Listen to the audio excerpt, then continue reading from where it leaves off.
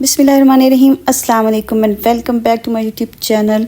तो जनाब, आज मैं आपके लिए लाई हूँ गुड़ वाले चावल बनाने की बहुत ही मज़ेदार सी रेसिपी, जिसको देखने के बाद आपको पता चलेगा कि आपने गुड़ वाले चावल जो हैं वो परफेक्ट तरीके से कैसे बनाने हैं। तो इसलिए वीडियो के अंत तक ज़रूर देखिएगा और मेरे चैनल को लाइक एंड सब्सक्राइब भी ज़रूर कर दीजिएगा।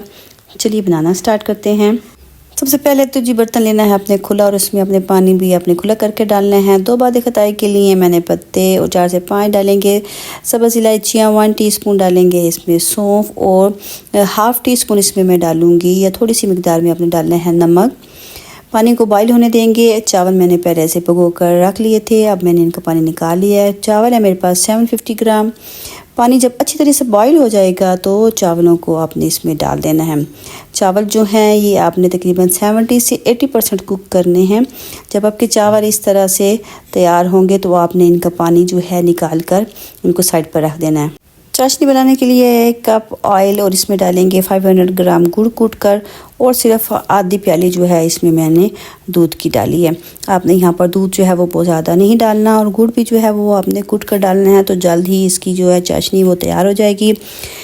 फ्लेम भी आपने यहाँ पर मीडियम रखना है और ये चाशनी जो है ये आपकी बहुत जल्दी रेडी हो जाएगी। तो आपने यहाँ पर इसको ज़्यादा ओवर कुक भी नहीं करना, साथ साथ चमचा हिलाते जाएंगे।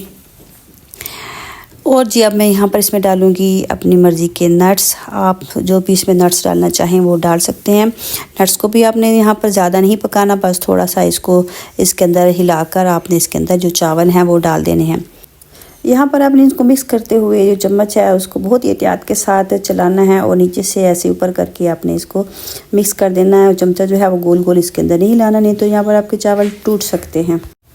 चावलों को चाशनी में मिक्स करने के बाद इसको हम 10 से 12 मिनट के लिए रख देंगे दम पर और 10 से 12 मिनट में हमारा ये जो दम है वो बहुत अच्छी तरीके से आ जाएगा। तो देखिए हमारे चावल जो हैं वो अब रेडी हो गए हैं। अब आपने इनको दोबारा से एहतियात के साथ हिलाना है। तो देखिए हमारे जो चावल हैं इनका एक एक दाना कैसे निखर निखर कर बना है। अगर यहाँ पर आपको फ़ील हो कि आपके चावल जो हैं वो आपस में जमे हुए हैं तो आप चमचे की बैक साइड से या किसी कांटे की मदद से इसको आप अलहदा कर सकती हैं।